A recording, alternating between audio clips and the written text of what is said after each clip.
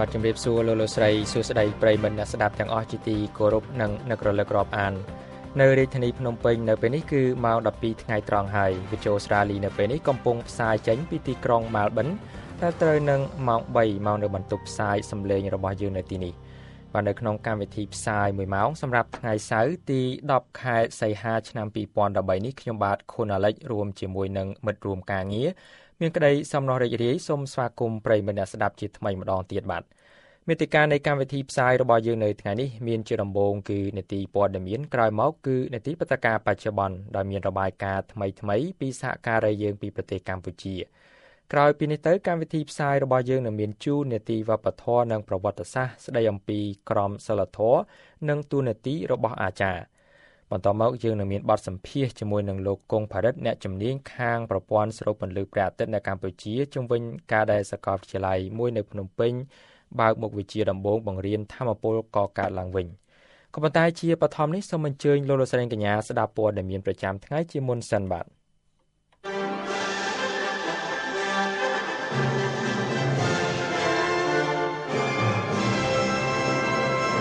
សូមជូនមេតិការនៃព័ត៌មានសំខាន់ប្រទេសកម្ពុជានិងវៀតណាមកំពុងតែប្រឹងប្រែងនឹងលើកកម្ពស់សេវាទេសចរវិជ្ជសាស្ត្រអគ្គទេសាភិបាលនៃប្រទេសនូវែលសេឡង់កំពុងតែបំពេញទស្សនកិច្ចផ្លូវរដ្ឋនៅប្រទេសកម្ពុជារយៈពេល5ថ្ងៃអាមេរិកនិងរុស្ស៊ីកំពុងមានបញ្ហាទំនាក់ទំនងជុំវិញរឿងលោក Edward Snowden អតីតមន្ត្រីចារកិច្ចអាមេរិកដែលកំពុងស្នាក់នៅក្នុងប្រទេសរុស្ស៊ីហើយត្រូវអាមេរិកតាមចាប់នោះតទៅនេះខ្ញុំបាទខុនអាលិចសូមជូនព័ត៌មានពិស្ដាប្រទេសកម្ពុជានិងវៀតណាមកំពុងតែប្រឹងប្រែងនឹងលើកកម្ពស់សេវាទេសចរវិជ្ជសាស្ត្រដើម្បីប្រកួតប្រជែងជាមួយនឹងប្រទេសជិតខាងរបស់ខ្លួនដូចជាប្រទេសសិង្ហបុរីថៃនិងម៉ាឡេស៊ីដែលទេសចរជាច្រើនទៅលេងប្រទេសនោះផងនិងទៅរកសេវាវិជ្ជសាស្ត្រផងដោយសារតម្លៃធូរជាងប្រទេសជឿនលឿនដូចជាប្រទេសអូស្ត្រាលី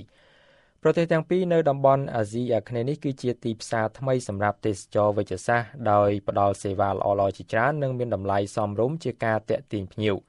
នៅប្រទេសកម្ពុជាមានគ្លីនិកទំនើបនៅក្នុងក្រុងភ្នំពេញក្រុងសៀមរាបនិងក្រុងព្រះសីហនុដោយផ្ដល់សេវាថែទាំល្អហើយមានបុគ្គលិកនិយាយភាសាអង់គ្លេសស្ទាត់ជំនាញរួមទាំងពេទ្យធ្មេញដែលមានការវឹកវើពីប្រទេសលោកខាងលិចតាមរបាយការណ៍របស់ទស្សនាវដ្តីទេសចរវិជ្ជសាស្ត្រអន្តរជាតិមន្ទីរពេទ្យនិងគ្លីនិកនៅវៀតណាមកំពុងតែបណ្ដាក់ទុនយ៉ាងច្រើនទៅលើឧបករណ៍ទំនើបទាន់សម័យនិងមានសេវាជាច្រើនដូចជាការវះកាត់ដោយប្រើកាំរស្មីឡាស៊ែរទៀតផងក្រៅពីនេះគ្រូពេទ្យវះកាត់កែសម្ផស្សវៀតណាមក៏ថែមទាំងបានរួមសហការគ្នាជាមួយនឹងសមាភាគីរបស់ខ្លួនពីប្រទេសកូរ៉េខាងត្បូងផងដែរដើម្បីពង្រឹងទេសចរវិជ្ជសាស្ត្រនេះប្រទេសវៀតណាមក៏មានឆន្ទៈខ្លាំងផងដែរក្នុងការសិក្សារៀនសូត្រពីប្រទេសរីកចម្រើនដទៃទៀតសាកលវិទ្យាល័យជាតិតៃវ៉ាន់ខាងវិទ្យាសាស្ត្រនិងមន្ទីរពេទ្យមួយនៅប្រទេសវៀតណាមបានចុះហត្ថលេខាលើកិច្ចព្រមព្រៀងមួយលើកម្មវិធីផ្លាស់ប្តូរបទពិសោធន៍ថែទាំសុខភាពសម្រាប់កោះតៃវ៉ាន់ក៏ព្យាយាមពង្រឹងវត្តមានរបស់ខ្លួនឲ្យកាន់តែខ្លាំងថែមទៀតផងដែរនៅក្នុងទីផ្សារវះកាត់កែសម្ផស្សនៅប្រទេសវៀតណាមដែលកំពុងតែរីកលូតលាស់ដោយសារសេដ្ឋកិច្ចវៀតណាមកំពុងតែលូតលាស់ខ្លាំងហើយមានសក្តានុពលភាពក្នុងការផ្ដល់ប្រាក់ចំណេញច្រើនដល់វិនិយោគិនលោក Jerry Metapare អគ្គទេសាភិបាលនៃប្រទេសនូវែលសេឡង់កំពុងតែបំពេញទស្សនកិច្ចផ្លូវរដ្ឋនៅប្រទេសកម្ពុជារយៈពេល5ថ្ងៃចាប់ពីថ្ងៃប្រហ័សទី8ខែសីហាដល់ថ្ងៃច័ន្ទទី12ខែសីហាអាទិត្យក្រោយដើម្បីពង្រឹងទំនាក់ទំនងនិងកិច្ចសហប្រតិបត្តិការទ្វេភាគីតាមការប្រកាសព័ត៌មានរបស់ក្រសួងការបរទេសកម្ពុជានៅសប្តាហ៍នេះឲ្យដឹងថាការដែលអគ្គទេសាភិបាលនូវែលសេឡង់អញ្ជើញមកកម្ពុជាលើកនេះគឺតាមការអញ្ជើញរបស់សម្ដេចនរោត្តមសីហមុនីកាលពីម្សិលមិញលោក Jerry Metapare និងភរិយាបានអញ្ជើញទៅធ្វើទស្សនកិច្ចនៅសារមន្ទីរប្រល័យពូជសាសន៍គុកទួលស្លែងតាមកម្មវិធីនៃដំណើរទស្សនកិច្ចលោកត្រូវចូលជួបជាមួយព្រះមហាក្សត្រលោកហេងសំរិនប្រធានរដ្ឋសភាលោកនាយករដ្ឋមន្ត្រីហ៊ុនសែននិងលោកសាយឈុំអនុប្រធានទី1នៃព្រឹទ្ធសភាក្រៅពីនេះលោកក៏នឹងអញ្ជើញទៅលេងប្រាង្គប្រាសាទអង្គរវត្តផងដែរលោក Jerry Metapare ក៏បានប្រកាសសន្យាផ្ដល់ថវិកាបន្ថែមចំនួន$200,000នូវែលសេឡង់ជូនសាលាក្តីខ្មែរក្រហមក្នុងអំឡុងពេលដែលលោកធ្វើទស្សនកិច្ចនៅសាលាក្តីខ្មែរក្រហមដើម្បីបង្ហាញនូវការគាំទ្ររបស់ប្រទេសលោកចំពោះតុលាការនេះ ប្រទេសនូវែលសេឡង់បានជួយគាំទ្រដល់សាលាក្តីខ្មែរក្រហមតាំងពីដើមដំបូងមកម្លេះហើយកន្លងមកបានផ្ដល់ថវិកាចំនួន$1.2 លាននូវែលសេឡង់រួចហើយជូនដល់សាលាក្តីកូនកាត់មួយនេះដំណើរទស្សនកិច្ចនេះគឺជាផ្នែកមួយនៃទស្សនកិច្ចរបស់អគ្គទេសាភិបាលនូវែលសេឡង់ទៅប្រទេស3នៅអាស៊ីអាគ្នេយ៍លោកបានចុះទៅប្រទេសវៀតណាមមុនធ្វើដំណើរទៅដល់កម្ពុជាកម្មវិធីបន្ទាប់ចុងក្រោយគឺនឹងអញ្ជើញទៅធ្វើទស្សនកិច្ចនៅប្រទេសឡាវមុនពេលវិលត្រឡប់ទៅប្រទេសនូវែលសេឡង់វិញបាទសូមប្រិយមិត្តរងចាំស្ដាប់ព័ត៌មានបន្ថែមជុំវិញរឿងនេះនៅក្នុងនាទីព្រឹត្តិការណ៍បច្ចុប្បន្ននៅពេលបន្តិចទៀតនេះ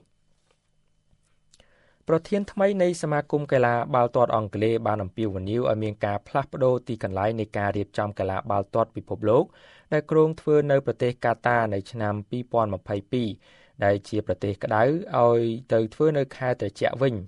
ឬក៏រៀបចំនៅប្រទេសណាផ្សេងវិញលោក Greg Dyke ប្រធានសមាគមកីឡាបាល់ទាត់អង់គ្លេសមានប្រសាសន៍ថាសីតុណ្ហភាពរដូវក្តៅនៅប្រទេសកាតាគឺ50អង្សាសេដោយធ្វើឲ្យអ្នកទស្សនានិងកីឡាករមានការលំបាកទ្រាំទ្រទៅនឹងអាកាសធាតុក្តៅនៅខែមិថុនា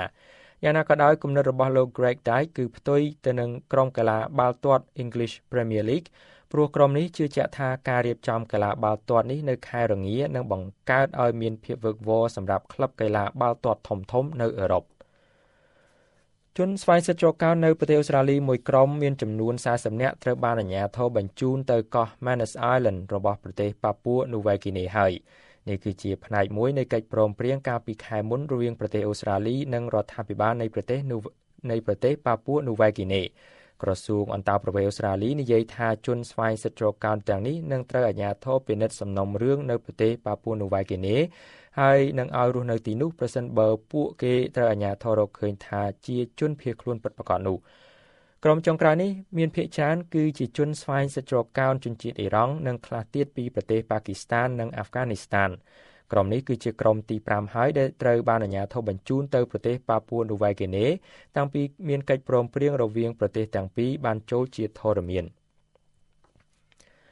បាននៅគ្នានេះដែរលោក Mark Dreyfus រដ្ឋមន្ត្រីពិសេសរបស់រដ្ឋាភិបាលសហព័ន្ធអូស្ត្រាលីមានប្រសាសន៍ថាគណៈបក Labor របស់លោកដែលកំពុងគ្រប់គ្រងអំណាចមិនបានធ្វើខុសអ្វីទេក្នុងការបន្តផ្សព្វផ្សាយយុទ្ធនាការឃោសនាអំពីកិច្ចព្រមព្រៀងដោះស្រាយបញ្ហាជនស្វែងសិទ្ធិជ្រកកោនជាមួយប្រទេសប៉ាពួរនូវែលហ្គីណេនោះកាលពីម្សិលមិញរដ្ឋាភិបាលបានប្រកាសឲ្យដឹងថាខ្លួននឹងបន្តផ្សព្វផ្សាយព័ត៌មាននៅក្នុងប្រទេសអូស្ត្រាលី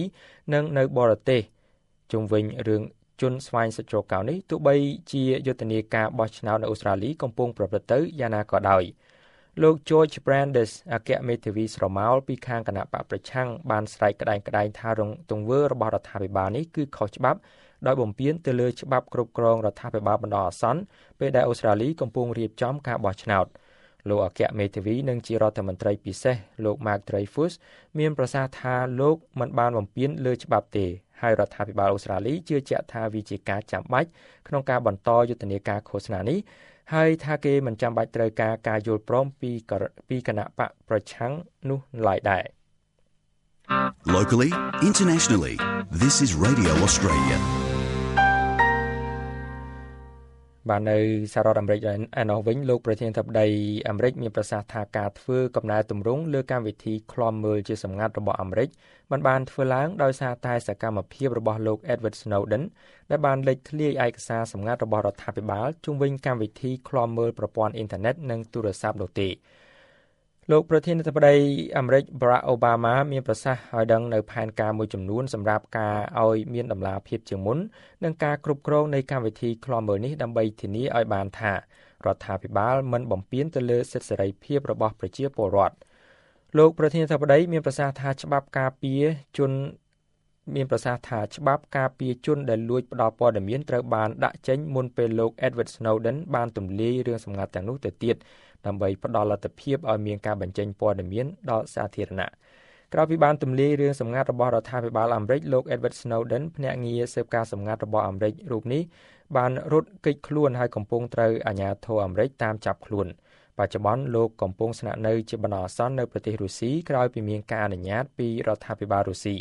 ហើយរឿងលោក Edward Snowden នេះទំនងជាធ្វើឲ្យអាមេរិកនិងរុស្ស៊ីមានបញ្ហានឹងគ្នា បាននៅគ្រានេះដែរលោកប្រធានាធិបតីអាមេរិកក៏បានទទួលស្គាល់ថាទំនាក់ទំនងរវាងលោកនិងប្រធានាធិបតីរុស្ស៊ីលោក Vladimir Putin កំពុងមានភាពតានតឹងលោក Barack Obama ប្រធានាធិបតីអាមេរិកមានប្រសាសន៍ថាកន្លងទៅនេះទំនាក់ទំនងរបស់លោកជាមួយនឹងមេដឹកនាំរុស្ស៊ីមុនជាមួយនឹងមេដឹកនាំរុស្ស៊ីមុនគឺលោក Dmitry Medvedev បានមានការរីកចម្រើនលើបញ្ហាមួយចំនួនដូចជាការដាក់ទណ្ឌកម្មលើអ៊ីរ៉ង់ហើយនឹងរឿងដែលរុស្ស៊ីចូលជាសមាជិកអង្គការពាណិជ្ជកម្មពិភពលោកតែទោះជាយ៉ាងណាក៏ដោយលោកប្រធានាធិបតីអាមេរិកមានប្រសាសន៍ថាទោះបីជាមានពាក្យសម្ដីប្រឆាំងអាមេរិកពីលោកប្រធានាធិបតី Vladimir Putin ក៏ដោយក៏អាមេរិកនិងរុស្ស៊ីអាចមានលទ្ធភាពពិភាក្សាលើបញ្ហាដោយចំហនិងដោយត្រង់ទៅវិញទៅមកតាក់ទងរឿងអាមេរិកនិងរុស្ស៊ីនេះដែរលោក John Kerry រដ្ឋមន្ត្រីការបរទេសអាមេរិកមានប្រសាសន៍ថារដ្ឋាភិបាលអាមេរិកនិងរដ្ឋាភិបាលរុស្ស៊ីត្រូវតែស្វែងរកភាពរីកចម្រើននៅក្នុងទំនាក់ទំនងនៃប្រទេសទាំងពីរទោះបីជាលោកបាននិយាយថាមានពេលខ្លះប្រទេសទាំងពីរមានគំនិតផ្ទុយគ្នាយ៉ាងណាក៏ដោយលោកបានចេញការអធិប្បាយបែបនេះនៅក្នុងអំឡុងពេលនៃការជួបចរចានៅក្រុង Washington ជាមួយនឹងរដ្ឋមន្ត្រីការពារជាតិអាមេរិកនិងរដ្ឋមន្ត្រីការពារជាតិរុស្ស៊ីការប្រជុំនេះបានធ្វើឡើងប៉ុន្មានថ្ងៃប៉ុណ្ណោះក្រោយពីលោកប្រធានាធិបតីអាមេរិកបានលុបចោលនៅផែនការធ្វើការប្រជុំកំពូលមួយដោយសារតែសេចក្តីសម្រេចចិត្តរបស់រុស្ស៊ីក្នុងការផ្ដល់សិទ្ធិឲ្យជនជាតិអាមេរិកកាំងម្នាក់ដែលអាមេរិកកំពុងតាមចាប់ខ្លួនគឺលោក Edward Snowden ស្នាក់នៅជាបណ្ដោះអាសន្ននៅក្នុងប្រទេសរុស្ស៊ីនោះតើតើនឹងរឿងអាមេរិកដដែលសហរដ្ឋអាមេរិកមានផែនការបើកឲ្យដំណើរការឡើងវិញនៅស្ថានទូតមួយចំនួនដែលបានបិទទ្វារកាលពីសប្តាហ៍មុនដោយសារតែការភ័យព្រួយពីការវាយប្រហារដោយក្រុមភេរវករ Al-Qaeda រាល់បេសកកម្មការទូតទាំងអស់លើកលែងតែបេសកកម្មការទូតនៅប្រទេសយេម៉ិននឹងមិនដំណើរការឡើងវិញនឹងបើកដំណើរការឡើងវិញនៅថ្ងៃអាទិត្យស្អែកនេះក្រោយពីមានការវាយតម្លៃឡើងវិញអំពីការគំរាមវាយប្រហារភេរវកម្មក្រសួងការបរទេសអាមេរិកនិយាយថាស្ថានកុងស៊ុលនៅក្រុងឡាហូនៃប្រទេសប៉ាគីស្ថាននឹងនៅបិទទ្វារដដែលដោយសារតែគេមានព័ត៌មានគួរជាទីទុកចិត្តថាមានការគំរាមវាយប្រហារដាច់ដライមួយលើបេសកកម្មការទូតនេះបាទហើយប្រិយមិត្តទាំងអស់ជាទីមេត្រីនាទីព័ត៌មាននាំមកជូនដោយខ្ញុំបាទខុនអាលិចនៅពេលនេះត្រូវដល់ពេលចប់តែប៉ុណ្ណេះបាទ Across Asia, this is Radio Australia, the international radio and online service of the Australian Broadcasting Corporation. បាទប្រិយមិត្តអ្នកស្ដាប់ទាំងអស់ជាទីមេត្រីនៅពេលនេះគឺម៉ោង 12:12 នាទីកន្លះហើយម៉ោងនៅក្នុងប្រទេសកម្ពុជាហើយមុននឹងនាំមកជូននៅនាទីព្រឹត្តិការណ៍បច្ចុប្បន្ននោះខ្ញុំសូមនាំមកជូននៅការចែកចាយចំណេះដឹងភាសាអង់គ្លេសតាមបែបគ្រាមភាសាអង់គ្លេសនៅក្នុងប្រទេសអូស្ត្រាលីដែលគេនិយមប្រើហើយពាក្យថ្ងៃនេះសង្ឃឹមថាប្រិយមិត្តនឹងមានពាក្យបន្ថែមទៀតនៅក្នុងកំណត់ត្រារបស់ប្រិយមិត្តក្នុងសៀវភៅរបស់ប្រិយមិត្តដែលតាមដានស្ដាប់ការបង្រៀនភាសារបស់យើងរៀងរាល់ចុងសប្ដាហ៍តាក់ទងនឹងគ្រាមភាសានេះហើយថ្ងៃនេះខ្ញុំមានពាក្យថ្មីមួយមកជូនគឺពាក្យ cranky បាទតើពាក្យ cranky នេះមានន័យយ៉ាងណាបាទបន្តិចទៀតនេះខ្ញុំនឹងជូននៅចម្លើយ3សម្រាប់ប្រិយមិត្តជ្រើសរើសចម្លើយ1ហើយផ្ញើសារមកយើងខ្ញុំដើម្បីចូលរួមការចែករំលែកចំណេះដឹងនេះហើយពាក្យ cranky គឺសរសេរនឹងអក្សរ C R A N K Y បាទអានថា cranky C R A N K Y បាទតើចម្លើយមួយណាត្រឹមត្រូវសម្រាប់ពាក្យ cranky នេះទី1ម៉ាស៊ីនស្ទូចល្អទី2មានអារម្មណ៍មួម៉ៅមិនសប្បាយចិត្តទី3មានអារម្មណ៍ស្រឡះខួរក្បាលតើចម្លើយមួយណានៅក្នុងចម្លើយ3អំបញ្ញមិញនេះដែលសមស្របទៅនឹងពាក្យ cranky បាទសូមអញ្ជើញប្រិយមិត្តដែលមានបំណងចូលរួមសាកល្បងចំណេះដឹងនៅថ្ងៃនេះសូមអញ្ជើញផ្ញើសារមកលេខទូរស័ព្ទរបស់យើងគឺលេខ+61 427 72 និង72បាទហើយខ្ញុំនឹងធ្វើការប្រកាសនៅចម្លើយហើយនឹងបើមានពេលឈ្មោះប្រិយមិត្តដែលបានឆ្លើយត្រូវនៅក្នុងការសិក្សាភាសាអង់គ្លេសនៅថ្ងៃនេះបាទអញ្ចឹងទេសូមអញ្ជើញចាប់ផ្ដើមផ្ញើសារជាបណ្ដាមកចំពោះពាក្យ cranky បាទសូមអរគុណបាទហើយលោកស្រីនិងអ្នកស្ដាប់ទាំងអស់ជាទីមេត្រីជាបន្តទៅនេះខ្ញុំសូមនាំមកជូននៅរបាយការណ៍ថ្មីពីប្រទេសកម្ពុជាបាទដែលមានសេចក្តីដូចតទៅ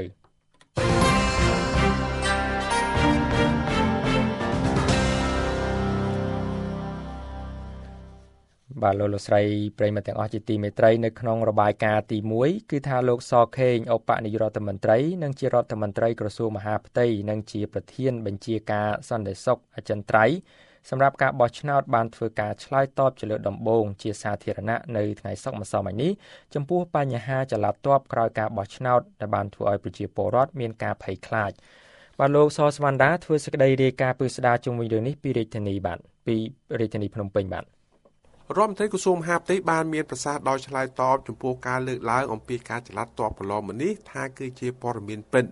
លោកសខេងបានមានប្រសាសន៍បញ្ជាក់ថាវត្តមានរបស់កងទ័ពពេលនេះគឺសម្រាប់ត្រៀមលក្ខណៈរក្សាសន្តិសុខនៅពេលមានបាតកម្មហើយបាតកម្មនោះបានក្លាយទៅជាអំពើហិង្សាការពិតគឺថាប្រហែលជាព័ត៌មាននេះមិនខុសទេជាការជាព័ត៌មានមួយដែលត្រឹមត្រូវប៉ុន្តែគាត់ខ្ញុំសូមជម្រាបជូនថាកន្លងទៅនេះគឺអាដាមសំស៊ីគាត់ចេះតែមានយោបល់បន្តពីកន្លែងមួយទៅកន្លែងមួយដល់ទៅ7លើកបើខ្ញុំមិនច្រឡំទេអំពីមហាបាតកម្មហើយក្រឹកក្រែងអញ្ចឹងប៉ុន្តែខ្ញុំបានបញ្ជាក់ជាបន្តរួចហើយតាមរយៈលិខិត2ផងហើយតាមរយៈខ្ញុំថ្លែងការណ៍នៅទីនេះក្នុងជាមួយអ្នកសារព័ត៌មានថាបាតកម្មគឺជាសិទ្ធិរបស់គណៈបកនយោបាយហើយប៉ុន្តែគឺយើងត្រូវធ្វើក្នុងក្របខ័ណ្ឌច្បាប់ប្រកបដោយសន្តិវិធីហើយរដ្ឋាភិបាលធម្មតាគឺថាប្រទេសណាក៏ដោយគឺតើតែមានភារកិច្ចដើម្បីរក្សាសន្តិសុខស្ថិរភាពសម្រាប់ប្រទេសអញ្ចឹងហើយខ្ញុំមិនដឹងថាតើគាត់អាចនឹងគ្រប់គ្រងអ្នកដែលធ្វើបាតកម្មអ្នកយករួមធ្វើបាតកម្មបានឬមិនបាននោះហើយជាការព្រួយបារម្ភរបស់យើងទាំងអស់គ្នាមិនមែនតែរដ្ឋាភិបាលទេលោកសខេងដែលជាប្រធានគណៈបញ្ជាការសន្តិសុខអចិន្ត្រៃយ៍សម្រាប់ការបោះឆ្នោតទៀតនោះបានមានប្រសាសន៍បញ្ជាក់ថាកម្លាំងកងទ័ពទាំងនោះគឺមិនដើម្បីគំរាមកំហែងប្រជាពលរដ្ឋនោះទេដូចជាគ្មានចល័តអីពីកើតទេកម្លាំងនគរបាលដែលនៅទីនេះមានប្រមាណយើងប្រើប៉ុណ្ណឹងទេអត់មានយកពីក្រៅមកណាគ្មានបំណងអីទៅណែគំរាមកំហែងប្រជាពលរដ្ឋនោះទេប៉ុន្តែធម្មតាដូចបានជម្រាបថារដ្ឋាភិបាលមានភារកិច្ចដើម្បីរក្សាសន្តិសុខសន្តិភាពបើសិនណាជាបាតកម្មនោះជាបាតកម្មដោយសន្តិតាមច្បាប់ខ្ញុំធានាថាពិតជាមិនមានបញ្ហាអីកើតជាមួយនឹងការចេញមុខបកស្រាយរឿងចល័តទ័ពនេះមន្ត្រីជាន់ខ្ពស់ក្រសួងមហាផ្ទៃបានអះអាងទៀតថាមិនមានការចល័តទ័ពពីខាងក្រៅមកនោះទេគឺជាកងទ័ពនៅក្នុងក្រុងភ្នំពេញតែប៉ុណ្ណោះសូមចាត់ថាក្រោយការបោះឆ្នោតថ្ងៃទី28កក្កដាកន្លងនេះការភ្ញាក់ផ្អើលចំពោះការចល័តទ័ពបានកើតឡើងប្រជាពលរដ្ឋនៅខេត្តកំពង់ចាមបាននិយាយអំពីការផ្គុំទ័ពពីខេត្តនេះមកបុកព្រួយភ្នំពេញនៅឯស្រុកអ្នកលើកឯនោះប្រជាពលរដ្ឋមានការភ្ញាក់ផ្អើលចំពោះវត្តមានរបស់កងទ័ពដែលនៅត្រើយខាងកើតទន្លេហើយនៅភ្នំពេញគេឃើញមានរថពាសដែកបានបង្ហាញខ្លួននៅក្បែរព្រលានយន្តហោះភ្នំពេញសូមចាត់ថាកម្លាំងកងទ័ពទាំងនោះកាន់តែចល័តខ្លាំងឡើងនៅពេលដែលគណៈបក្សសង្គ្រោះជាតិបានប្រកាសញឹកញាប់អំពីការធ្វើបាតកម្មហើយការប្រកាសធ្វើបាតកម្មរបស់គណៈបក្សសង្គ្រោះជាតិនិងការចល័តទ័ពរបស់រដ្ឋាភិបាលបានធ្វើឲ្យមានកម្ដៅនៅក្នុងអារម្មណ៍ប្រជាពលរដ្ឋប៉ុន្តែមន្ត្រីក្រសួងមហាផ្ទៃបានបញ្ជាក់ថាកម្ដៅត្រូវបានកាត់បន្ថយហើយតាមរយៈគណៈបកប្រជាជនកម្ពុជានិងគណៈបក្សសង្គ្រោះជាតិចូលរួមតុចរចាដើម្បីដោះស្រាយបញ្ហាហើយកោចបបានធ្វើការប្រកាសពន្យាពេលការប្រកាសលទ្ធផលបោះឆ្នោតបណ្ដោះអាសន្នមួយរយៈពិសេសជាងនេះទៀតកោចបបានធ្វើការអញ្ជើញគណៈបកទាំងពីរដើម្បីចូលរួមជាថ្មីដើម្បីបង្កើតគណៈកម្មការចំពោះកិច្ចដើម្បីដោះស្រាយបញ្ហាមិនប្រក្រតីក្នុងការបោះឆ្នោតហើយបើគណៈកម្មការចំពោះកិច្ចនេះបានបង្កើតឡើងដើម្បីដោះស្រាយបញ្ហានោះស្ថានភាពចលាចលក្រោយការបោះឆ្នោតនឹងត្រូវបានដោះស្រាយខ្ញុំសស្វណ្ណរារាជអូស្ត្រាលីធ្វើសេចក្តីរាយការណ៍ពីរាជធានីភ្នំពេញ You're listening to Radio Australia បាទលោកស្រីប្រិយមិត្តអ្នកស្ដាប់ទាំងអស់ជាទីមេត្រីបាទអ្នកវិភាគបញ្ហាសង្គមលើកឡើងថាជំនួបទល់មុខគ្នារវាងតំណាងគណៈបកសង្គ្រោះជាតិជាមួយតំណាងគណៈបកប្រជាជនកម្ពុជានិងជំនួបដាច់ដライមួយរវាងលោកឧបនាយករដ្ឋមន្ត្រីសខេងជាមួយនឹងសង្គមស៊ីវិលកន្លងទៅនេះគឺជាការកាត់បន្ថយភាពតានតឹងនៅកម្ពុជាបាទនាងមានសួស្ដីជូនរបាយការណ៍ពិស្ដារជុំវិញរឿងនេះ ភាពស្ងប់ស្ងាត់និងស្ថិរភាពបានកើតឡើងម្ដងទៀតក្រោយពីជំនួបពីរដាច់ដោយឡែកពីគ្នាកាលពីព្រឹកម្សិលមិញប្រជាពលរដ្ឋហាក់ដូចជាពុំមានការព្រួយបារម្ភចំពោះចលាចលណាមួយកើតឡើងនោះទេការពន្យាពេលប្រកាសលទ្ធផលនៃការបោះឆ្នោតក៏បានធ្វើឲ្យគម្រោងការនៃការធ្វើបាតកម្មដកថយមួយរយៈសិនដែរលោកបណ្ឌិតឡាវម៉ុងហៃអ្នកវិភាគឯករាជ្យបានថ្លែងថានេះជាការបោះជំហានទៅមុខនៃការចរចាបើទោះណាជាពុំទាន់មានសញ្ញានៃការព្រមព្រៀងគ្នាក៏ដោយក៏បានបង្ហាញថាភាគីទាំងពីរបានបន្ទន់អិរិយាបថរៀងៗខ្លួនដើម្បីរកដំណោះស្រាយរួមគ្នាការបន្ទន់អេយ៉ាបតរៀងរួចហើយក៏ជាជំនាញវិជ្ជមានហើយក៏ខ្ញុំជឿជាក់ថានឹងមានដំណោះស្រាយនយោបាយហើយនឹងបច្ចេកទេសនឹងគឺទៅជាមួយគ្នាហើយស្ថិរការក៏ប្រហែលជានឹងវិលត្រឡប់ទៅរកស្ថិរស្ងួនស្ងាត់ធម្មតាវិញកាលពីម្សិលមិញតំណាងគណៈបកសង្គ្រោះជាតិដែលមានលោកសុនឆៃលោកគួយប៊ុនរឿននិងលោកញ៉ែមបញ្ញរិទ្ធបានពិភាក្សាគ្នាជាមួយតំណាងគណៈបកប្រជាជនកម្ពុជាអស់រយៈពេល2ម៉ោងហើយបានសម្រេចថានឹងពិនិត្យលទ្ធភាពជ្រើសរើសអង្គការមិនមែនរដ្ឋាភិបាលដែលមានជំនាញនិងបទពិសោធន៍លើការងារបោះឆ្នោតដើម្បីបំពេញការងារក្នុងក្រុមបច្ចេកទេសដែលមានតំណាងអង្គការសហប្រជាជាតិជាអ្នកសង្កេតការណ៍ជំនួបដាច់ដោយឡែកមួយទៀតរវាងរដ្ឋមន្ត្រីក្រសួងមហាផ្ទៃជាមួយសង្គមស៊ីវិលកាលពីម្សិលមិញក៏បានរួមចំណែកទប់ស្កាត់ស្ថានភាពកុំឲ្យពុះកញ្ជ្រោលដោយសង្គមស៊ីវិលមិនចង់ឲ្យមានការធ្វើបាតកម្មណាមួយកើតឡើងនោះទេទោះបីយ៉ាងណាក៏ដោយការវិភាគជាច្រើនបានលើកឡើងថាគណៈបកសង្គ្រោះជាតិត្រូវតែប្រុងប្រយ័ត្នជាខ្លាំងគ្រប់ជំហាននៃការចរចាដោយសារលទ្ធផលនៃការចរចានេះត្រូវតែអ្នកគាំទ្រទទួលយកបានពីព្រោះថាអ្នកបោះឆ្នោតឲ្យគណៈបកសង្គ្រោះជាតិរំពឹងថាគណៈបកនេះនឹងអាចស្ដារកម្ពុជាឲ្យមានមុខមាត់ឡើងវិញនាងខ្ញុំមានសុស្ដីរាជអូស្ត្រាលីភ្នំពេញ Radio Australiaបាទប្រិយមិត្តអ្នកស្ដាប់ទាំងអស់ជាទីមេត្រីនៅពេលនេះគឺម៉ោង 3:21 នាទីហើយម៉ោងនៅក្នុងក្រុងម៉ែលប៊នបន្ទប់ផ្សាយសម្លេងរបស់យើងនៅពេលនេះហើយលោកស្រីកញ្ញាកំពុងតាមដានស្ដាប់ការផ្សាយរបស់វិទ្យុអូស្ត្រាលីដែលកំពុងផ្សាយចេញផ្ទាល់តាមរយៈផ្កាយរណបនិងតាមប្រព័ន្ធអ៊ីនធឺណិតអង្គការសង្គមស៊ីវិលមួយដែលធ្វើសកម្មភាពការងារលើវិស័យជលផលនិងប្រជាពលរដ្ឋបានអះអាងថាបច្ចុប្បន្ននេះបញ្ហាបទល្មើសនេសាទកំពុងកើតមានច្រើននៅក្នុងតំបន់បឹងទន្លេសាបនៅរដូវបិទនេសាទព្រោះការបង្ក្រាបរបស់អង្គភាពរដ្ឋពុំសូវមានប្រសិទ្ធភាពហើយសូមឲ្យបង្កើនសកម្មភាពរបស់ខ្លួនបន្ថែមទៀតលោកលីវសានធ្វើសេចក្តីរាយការណ៍ពិស្ដារជូនពីខេត្តសៀមរាបជុំវិញរឿងនេះបាទមានប្រសាសន៍ប្រាប់វិទ្យុអូស្ត្រាលីតាមទូរស័ព្ទកាលពីព្រឹកមិញនេះលោកឡុងសុចែតប្រធានសម្ព័ន្ធប្រជានេសាទកម្ពុជាបានដឹងថាបច្ចុប្បន្ននេះនៅក្នុងតំបន់បឹងទន្លេសាបបញ្ហាបទល្មើសនេសាទបាននឹងកំពុងកើតមានច្រើនក្នុងខណៈពេលដែលការធ្វើសកម្មភាពចុះបង្ក្រាបរបស់អង្គភាពជំនាញនិងសមត្ថកិច្ចពុំសូវបានញឹកញាប់ដោយយោងទៅលើស្ថានភាពនៃការបោះឆ្នោតជ្រើសតាំងតំណាងរាស្ត្រនីតិកាលទី5ក្នុងឆ្នាំ2013នេះតកតងការនេសាទនៅបច្ចុប្បន្នបាក់ព្រោះឥឡូវនោះវាបទល្មើសវាច្រើនណាស់ដោយសារតែមួយរយៈនេះទាំងមុនការបោះឆ្នោតមកដូចជាអត់មានសកម្មភាពអីទប់ស្កាត់ឲ្យបានខ្លាំងក្លាហើយចង់ការបទល្មើសមានការកើនឡើងនៅគ្រប់កន្លែងជុំវិញទន្លេសាបតកតងទៅនឹងជនធានជលផលបើសិនជាអត់មានអន្តរាគមន៍ឬក៏ការទប់ស្កាត់ពីអ្នកពាក់ព័ន្ធផ្សេងហ្នឹងទេឬក៏អត់មានវិធានការតឹងតែងពីរដ្ឋាភិបាលទេបទល្មើសមានការកើនឡើងរហូតហើយទ្រង់ទ្រាយតូចក៏មានធំក៏មានហើយខ្ញុំជឿថាបើសិនជានៅតែស្ងាត់ស្ងៀមអញ្ចឹងទៀតវានឹងធ្វើឲ្យធនធាននៅក្នុងបឹងទន្លេសាបហ្នឹងអន្តរាយហើយយើងឃើញហើយថាបាត់ល្មើសទ្រង់ទ្រាយច្រើនហើយជាពិសេសរដូវបិទនេសាទទៀតដែលធ្វើឲ្យធ្ងន់ធ្ងរប៉ះពាល់ដល់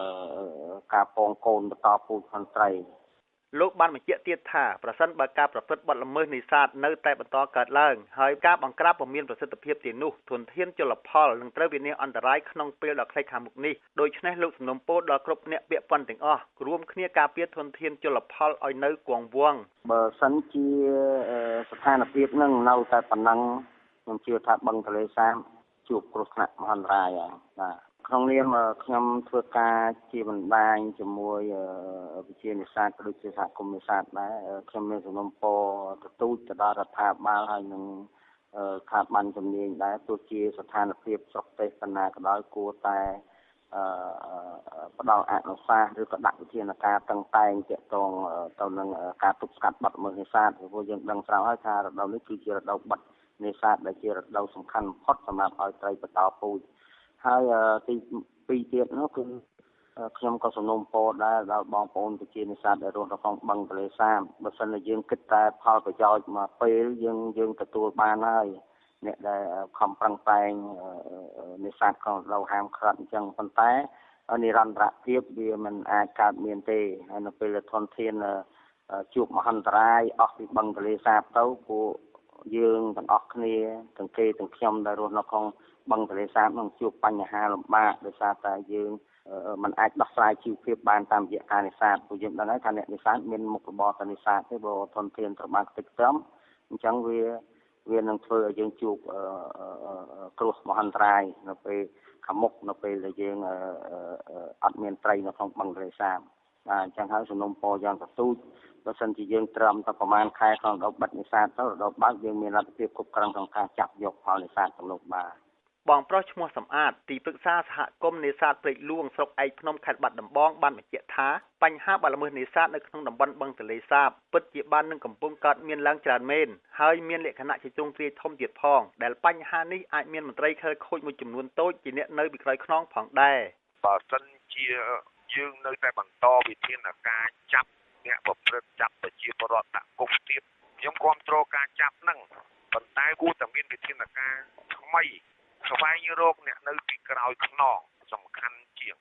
ព្រោះបទល្មើសធំៗទាំងអស់ហ្នឹងបើគ្មានអ្នកនៅពីក្រោយខ្នងទេអ្នកប្រព្រឹត្តប្រកាសជាអត់ធៀបហើយគួរតែចាប់ផ្ដើមពីអ្នកប្រព្រឹត្តធំមុនព្រោះប្រជាពលរដ្ឋដែលប្រព្រឹត្តបទល្មើសកន្លងមកឃើញចាប់តាតូចតាចហ្នឹងបទល្មើសតូចតាចហ្នឹងអញ្ចឹងវាអត់អស់ទេចាប់បទល្មើសតែធំហើយចាប់មន្ត្រីដែលនៅពីក្រោយខ្នងហ្នឹងបទល្មើសតូចតាចនឹងអាចថយចុះព្រោះ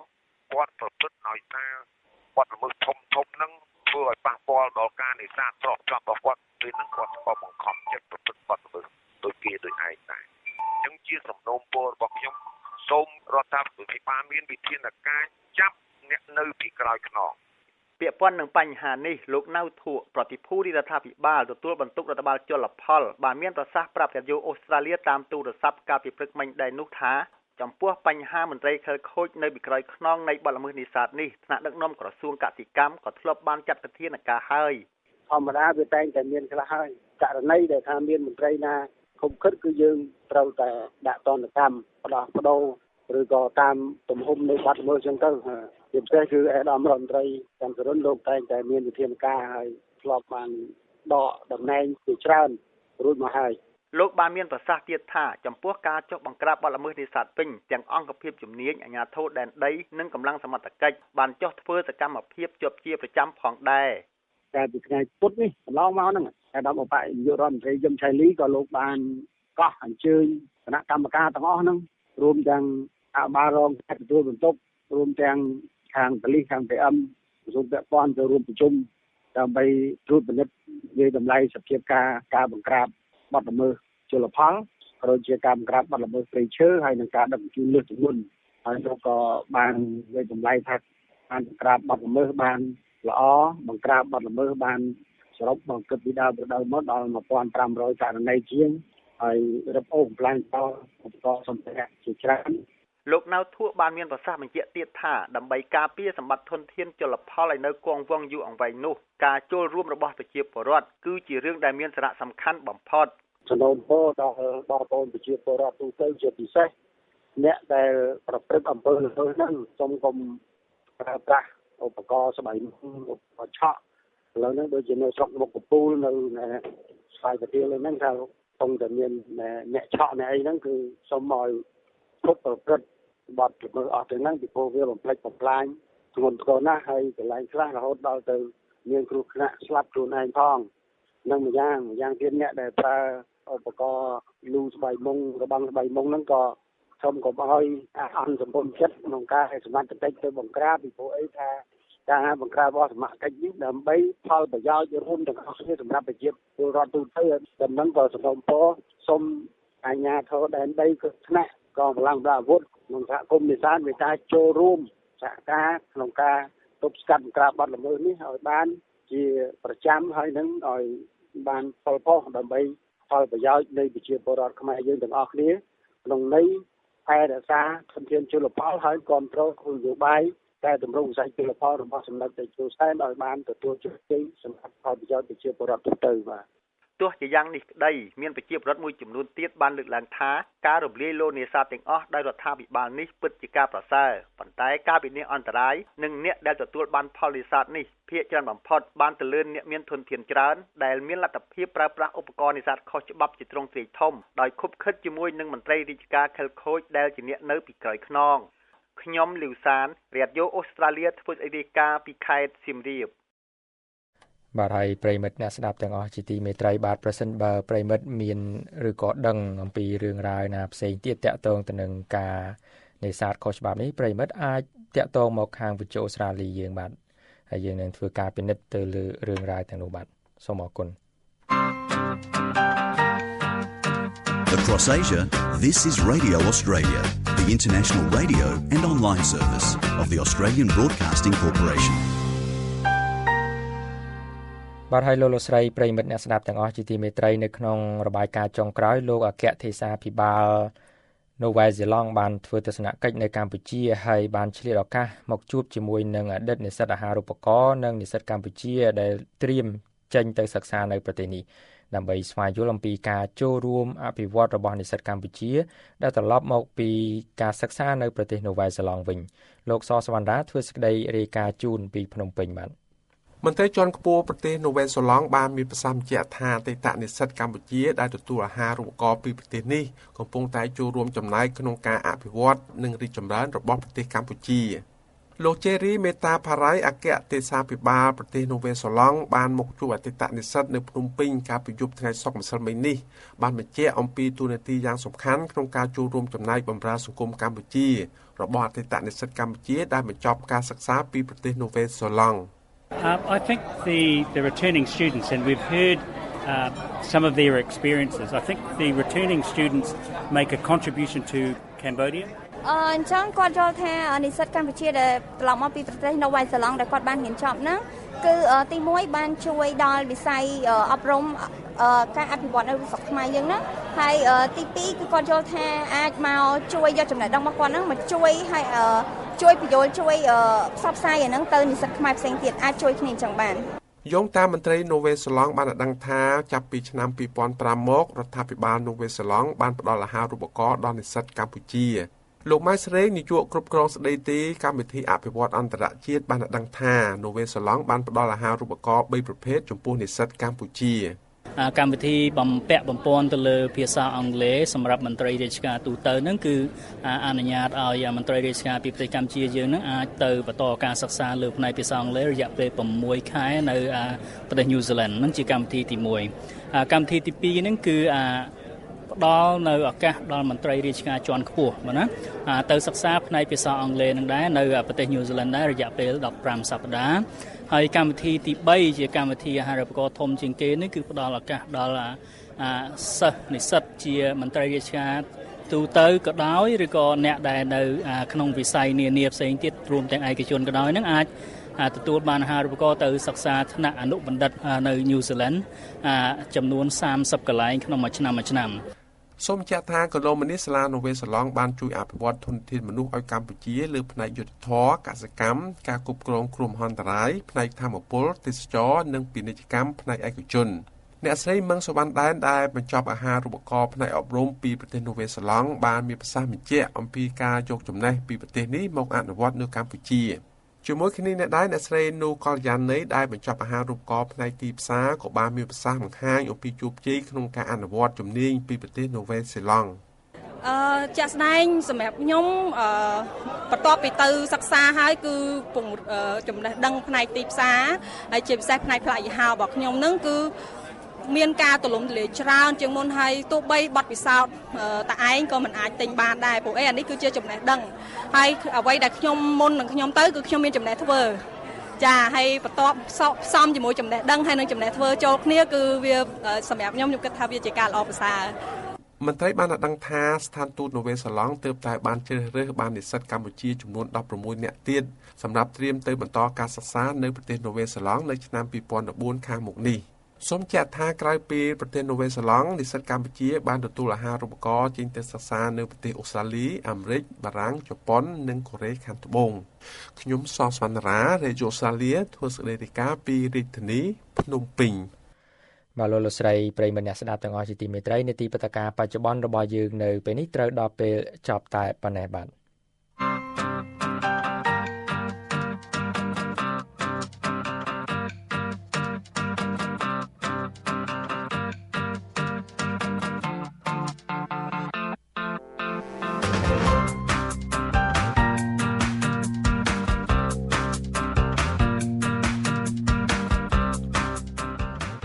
បាទលោកស្រីនិងបងអ្នកស្ដាប់ទាំងអស់ជាទីមេត្រីអាចារ្យគឺជាអ្នកដឹកនាំអ្នកបង្ហាត់បង្រៀនអ្នកពន្យល់បង្ហាញនិងជាបុគ្គលគំរូដែលបណ្ដាជនគួរគោរពបូជាបាទនៅក្នុងនីតិវប្បធម៌និងប្រវត្តិសាស្ត្រនៅថ្ងៃសៅរ៍នេះលោកវាយវិបុលទីប្រឹក្សាក្រសួងធម្មការនិងសាសនានឹងផ្ដល់ការអធិប្បាយពន្យល់លម្អិតជូនប្រិយមិត្តអំពីតួនាទីនិងក្រមសីលធម៌របស់អាចារ្យនៅក្នុងប្រទេសកម្ពុជាបាទនៅក្នុងវចនានុក្រមសម្ដែងសង្ឃជួនណាត់អាចារ្យត្រូវបានពន្យល់ថាជាអ្នកប្រដៅឬជាអ្នកប្រព្រឹត្តល្អដែលផ្ដល់ចំណេះដឹងដល់គេលោកវាយវិបុលទីប្រឹក្សាក្រសួងធម្មការនិងជាអ្នករៀបរៀងក្រមសីលធម៌អាចារ្យបានថ្លែងថាក្រមសីលធម៌អាចារ្យត្រូវបានរៀបចំឡើងដើម្បីពង្រឹងអាចារ្យទូទាំងប្រទេសឲ្យអនុវត្តតាមគោលការណ៍រួមមួយដែលចេញពីក្រសួងធម្មការនិងសាសនាអាចារ្យត្រូវតែមានសិលដែលគោរពទៅតាមច្បាប់ព្រះពុទ្ធសាសនាដែលព្រះអង្គបានបែងចែករៀបចំសពគ្រប់ឲ្យហើយសិល5សិល8សិល10សិល4បើនិយាយអំពីក្រហមនិងបព្វជិតលោករៀបចំឲ្យហើយសិល5សម្រាប់ក្រហមរក្សាសិល5ហើយសិល8សម្រាប់ក្រហមដែរតែថ្នាក់លើខ្ពស់ជាងសិល5សិល10សម្រាប់ក្រហមស្លៀកសពាក់សបួសជាសីលវ័នសីលវតីពាក្យថាក្រមសីលធម៌មុននឹងឲ្យនិយមន័យសូមជម្រាបថាសូមញែកពាក្យនេះហើយពាក្យថាក្រមនឹងភាសាសំស្ក្រឹតបើភាសាបាលីថាកមៈវចនានុក្រមគឺច្បាប់សម្រាប់តាមលំដាប់លំដោយនៃពាក្យវចនៈនឹងពាក្យហ្នឹងហៅថាពាក្យក្រមគឺច្បាប់ហើយសីលៈគឺសិលត្រជាក់ប្រក្រតីឬក៏វិរតិចេតនាដែលវាចាក់នៅអំពើអាក្រក់នឹងហៅថាសិលពួកអ្នកដែលមានសិលហ្នឹងទឹកមុខនៅក្នុងទីចំពោះមុខនឹងយ៉ាងណាទៅក្នុងទីចំពោះមុខក៏យ៉ាងនោះនឹងពាក្យថាសិលពាក្យថាធម៌គឺជាភាសាសំស្ក្រឹតបើភាសាបាលីថាធម្មៈហើយពាក្យថាអាចារ្យទី4គឺបានសេចក្តីថាអ្នកដឹកនាំអ្នកបង្ហាត់បង្ហាញអ្នកបង្រៀនបុគ្គលដែលជនគួរគោរពបូជាគ្រូចឹងបានន័យថាច្រើនអ្នកដឹកនាំក៏ឈ្មោះថាអាចារ្យគ្រូក៏ជាអាចារ្យអ្នកបង្ហាត់បង្ហាញក៏ជាអាចារ្យអ្នកបង្រៀនក៏ជាអាចារ្យបុគ្គលដែលជនគួរគោរពក៏ឈ្មោះថាអាចារ្យសរុបពាក្យនឹងមកបានបញ្ចូលគ្នាទាំង4នេះមកបានសេចក្តីថាក្រមសីលធម៌អាចារ្យបានសេចក្តីថាច្បាប់សម្រាប់អប់រំសីលធម៌អាចារ្យនៅក្នុងគម្ពីរព្រះពុទ្ធសាសនាអាចារ្យមាន5ប្រភេទគឺបុព្វជេចារ្យឧបសពតិចារ្យឧទ្ទេសចារ្យនិស្សយេចារ្យនិងធម្មេចារ្យបច្ចេចារ្យអាចារ្យអ្នកបំពោះក្រហោះពីកុមារឲ្យទៅជាសាមណេរឧបសម្បទាចារ្យចារ្យដែលគ្រូសូត្រដែលញាត់ពីសាមណេរឲ្យឡើងទៅជាភិក្ខុអ្នកដែលមានអាយុ20ព្រះវស្សាឡើងទៅជាភិក្ខុហៅថាឧបសម្បទាចារ្យទី3និស្សយាចារ្យអាចារ្យដែលឲ្យនិស្ស័យធម្មេចារ្យអាចារ្យអ្នកបង្រៀនធម៌សពបែបសពយ៉ាងនៅក្នុងពុទ្ធសាសនាហ្នឹងហៅថាធម៌បតិសច្ចាអាចារ្យអ្នកបង្រៀនភាសាបាលីចំទៅគឺអ្នកបង្រៀនភាសាបាលីប៉ុន្តែដល់ឥឡូវយើងយកមកប្រើហៅនេះឧទ្ទេសច្ចានេះពីឧទ្ទេសច្ចាមកចាំពិតឧទ្ទេសច្ចាអ្នកដែលចេះភាសាបាលីលោកវាយវិបុលបានថ្លែងថាអាចារ្យត្រូវតែជាអ្នករៀនវិជ្ជាអក្សរសាស្ត្រជាមុនទើបជាអ្នកដឹកនាំតាមផ្លូវពុទ្ធចក្រនិងអនាចក្របានអាចារ្យត្រូវតែរៀនច្បាប់អប់រំដំបូងមានផ្សេងដូចជារៀនធម៌នមស្ការព្រះរតនត្រ័យមានពុទ្ធគុណធម្មគុណនិងសង្ឃគុណជាដើមអាចារ្យក៏ត្រូវរៀនពីវិធីសមាធិនិច្ចសិលនិងអបោសថសិលជាដើម ចំណែកខាងអាណាចក្រវិញអាចារ្យក៏ត្រូវតែចេះសពគ្រប់ដោយត្រូវស្វែងយល់ពីពលរដ្ឋវិទ្យាភូមិវិទ្យាប្រវត្តិសាស្ត្រនិងជំនាញកាន់តែច្រើនកាន់តែល្អដើម្បីជាស្ពានត្រួសត្រាយនាំមុខដល់អ្នកប្រតិបត្តិតាមខ្លួន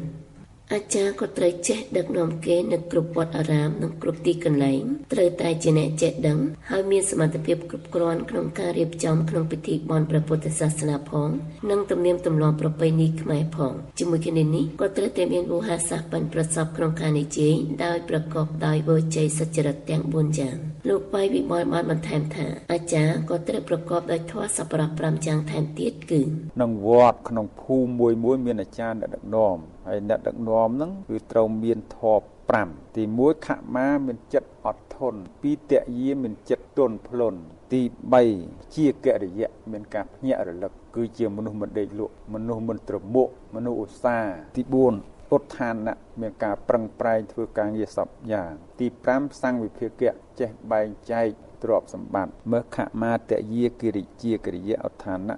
សង្ឃវិភាគៈនឹងបែងចែកទ្រព្យសម្បត្តិហើយមិនតែប៉ុណ្ណោះអ្នកដឹកនាំត្រូវមានសង្ឃហធម៌ទាំង4ទី1ទានអ្នកការឲ្យទានទី2ពេយវិជ្ជាការពោលពាក្យពីរោះទី3អដ្ឋចរិយាប្រព្រឹត្តធ្វើនៅប្រយោជន៍ដល់គ្នាទី4សមាណតតាការប្រព្រឹត្តខ្លួនដោយស្មើបានន័យថាមិនប្រកាន់ខ្លួន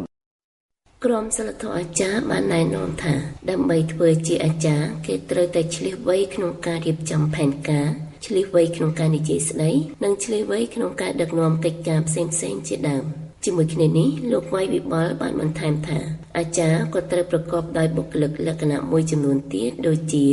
ក្រុមសិលធម៌អាចារ្យនឹងមានគោលធំ5ចំណុចគឺលក្ខណៈសម្បត្តិល្អរបស់គ្រូទាំង7យ៉ាង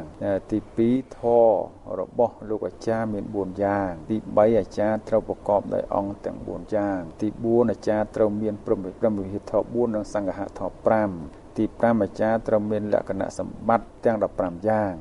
បច្ចុប្បន្នអាចារ្យសរុបមានចំនួន8យ៉ាងគឺអាចារ្យកាន់វេលាអាចារ្យយោគីអាចារ្យវត្តឬហៅថាអាចារ្យវេនឧទេសាចារ្យធម្មេចារ្យឧបសបតិចារ្យនិសយេចារ្យអាចារ្យកម្មដ្ឋាននិងអាចារ្យកោជុកក្រសួងធម្មការនិងសាសនាបានបើកវគ្គបណ្ដុះបណ្ដាលអាចារ្យចំនួន4វគ្គមកហើយដោយមានអាចារ្យដែលបានចូលរួមបណ្ដុះបណ្ដាលជាង 4000 នាក់លោកវាយវិបុលបានបញ្ជាក់ថាការបណ្ដុះបណ្ដាលបានបង្ហាត់ណែនាំបន្ថែមអំពីការផ្លាស់ប្ដូរការប្រព្រឹត្តទម្លាប់ចាស់មួយចំនួនផងដែរការផ្លាស់ប្ដូរគ្រាន់តែមានមួយចំនួនផុតក៏មានការប្រែប្រួលខ្លះតែកាលណាយើងប្រែជាធម្មតាទម្លាប់ដែលវាជាប់មកហើយយើងកែទៅរកច្បាប់ទៅរកក្បួនច្បាប់វិញវាពិបាកណាស់ពិបាកនឹងទាញពិបាកនឹងជំរាបគេវាប៉ះពាល់ដល់ទម្លាប់ហ្នឹងយើងធ្វើដោយសន្សំបណ្ដើដើម្បីយើងធ្វើឲ្យទម្លាប់ហ្នឹងវាคล้ายទៅជាច្បាប់តើឲ្យផ្សព្វផ្សាយគេដឹងកាលណាយើងធ្វើទៅតែម្ដងវានាំឲ្យប៉ះពាល់ប៉ុន្តែជាធម្មតាយើងឃើញអ្